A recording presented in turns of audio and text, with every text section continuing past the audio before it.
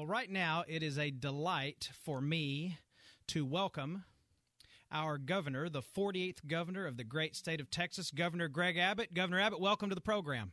Good morning, Tim. It is great to be with you. Thanks. Well, it is great to have you on. So you've just been in the governor's office a few months. Tell us what these first few months have been like for you.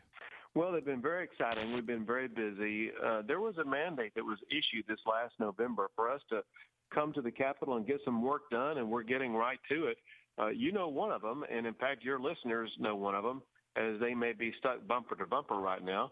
They want us to build more roads, and we had a mandate to do that, and we have a package where we're going to add more than $4 billion a year to building roads without raising taxes, tolls, fees, or debt. Well, go ahead. No, that's great news. Yeah, go ahead. Second thing is people are rightfully frustrated that our border is not secure. You know, I'm frustrated. Your listeners should be frustrated that the federal government is not doing its job. And even worse than that, we have a federal government that is lying to us about the job they're doing. They make it sound like the border is secure. Already this year alone, we're way over 20,000 people who have come across the border illegally. We are going to step up and do what the federal government has failed to do. I have a plan that adds more than 500 Department of Public Safety officers, more Texas Rangers, more technology, more tools, so we can better control our border. You know, if you don't protect your sovereignty, you don't have much that you protect. If you don't protect your citizenry, you're not doing your job as a government. Texas will do its job as a government. Well, we appreciate that, and absolutely the border is in definite need of securing, and we know that all too well here in North Texas throughout the state. How is your lovely wife, Cecilia, enjoying being our First Lady? She absolutely loves it. She's a very warm, engaging person, and she travels around the state herself, getting to visit with people, talking with them about what their issues are, and she was at an event yesterday in a large hotel, and after she finished her deal, people ran up to her and said there was another event on a different floor that people wanted her to stop by, and she did so. And so she just absolutely loves it. But of all those things, she was able to twist my arm into doing one thing. Okay. She insisted that we get a new puppy. And so, yes, indeed. Tell us about your puppy. We have the new first puppy of Texas named Pancake, named by my daughter. And she is a baby golden retriever. She was 10 weeks old when we got her. She just turned 3 months old earlier this week. But she even has her own Twitter handle, @TexasPancake, if you want to follow the first puppy of Texas. Follow the first puppy of Texas, Pancake. Love it. So you spoke to the legislature and gave your state of the state speech, and you've been going around the state on a tour laying out what you want to accomplish and what you want to see happen. And you are coming to Dallas. You're going to speak to the DRC. Is this Monday, March 16th, 12 noon to 1:15 p.m. at the Hyatt Regency. You're also coming to the Denton County Lincoln Reagan Dinner, and that's March 21st. So are you excited to come up to North Texas and share your vision with the people up here? I'm always excited to get out of the People's Republic of Austin and get into the real world. And the Dallas-Fort Worth area is definitely the real world. And I will be there on Monday. One footnote here, I was supposed to speak in Dallas last week about my State of the State address, but you all got some snow up there. We have gotten snow and ice. It's been a crazy winter here lately. And so we had to cancel it that particular day because Dallas was shut down the day that I was scheduled to speak. But I want to be up there and share with people in the DFW region what it is that we're focused on accomplishing for them. And then I will be back in Denton County on Saturday to visit about some of the more political-based issues. It is a political event.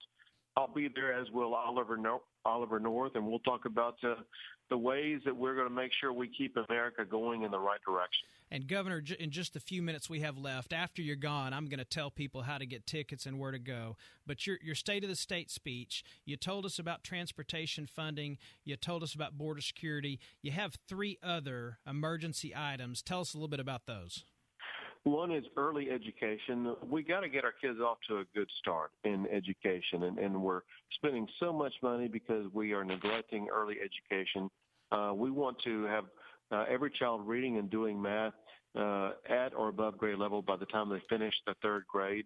The second one is at the other end of the education spectrum. I want Texas to have the best universities in the United States.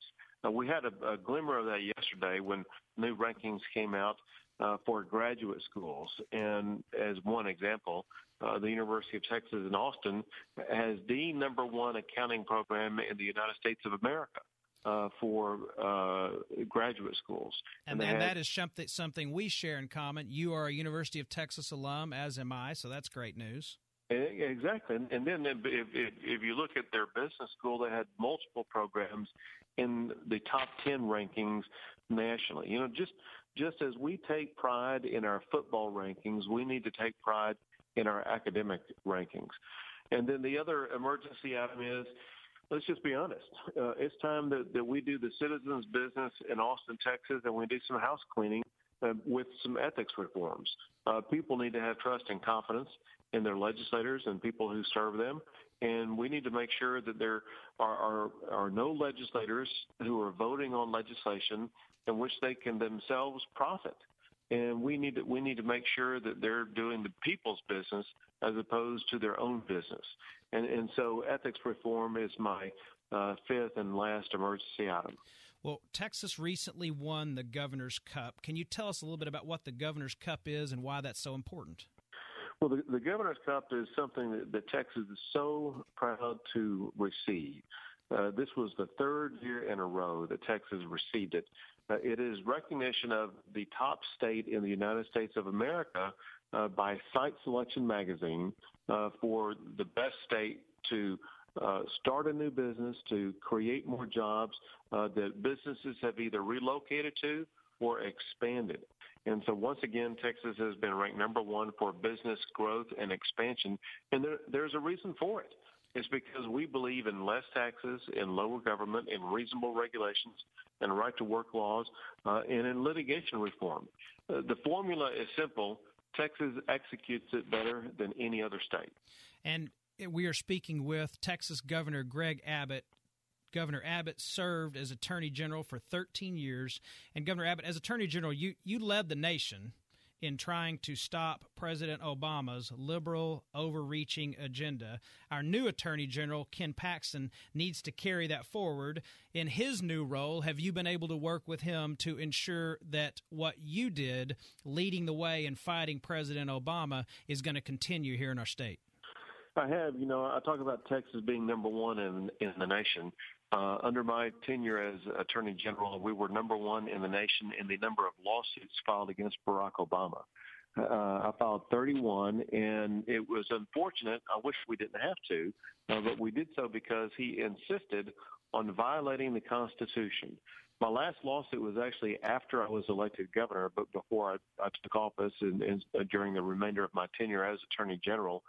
I filed a lawsuit against the president because of his illegal executive order granting certain rights and privileges to those who are in the United States illegally.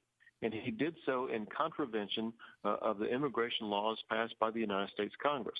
The reason I did this didn't have anything whatsoever to do with immigration. It had everything to do with regard to presidential power. And what we found was a president who would not play by the Constitution.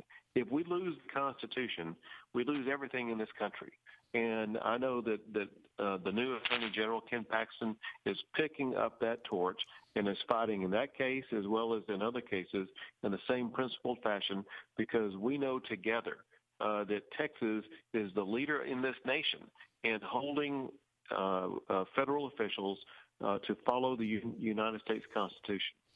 Well, Governor Abbott, we appreciate your leadership on that. I know our listeners do, and I know my family does. We thank you for that. I've got one final question for you. I know you got to go, and this is an important one. Is Charlie Strong going to be able to turn it around at Texas? I think he is. He had a good recruiting year, and he's the real deal. And listen, it's going to take some time. Remember, Mack Brown won a national championship, but not in his first year. And as soon as the University of Texas gets their quarterback situation under control, I think that the other pieces are falling into place. I am right there with you. That's Governor Greg Abbott. We appreciate you spending time with us. We'll tell everybody how to come see you in Dallas or Denton, and thank you so much for your time this morning. Thank you. Have a great day. Take care.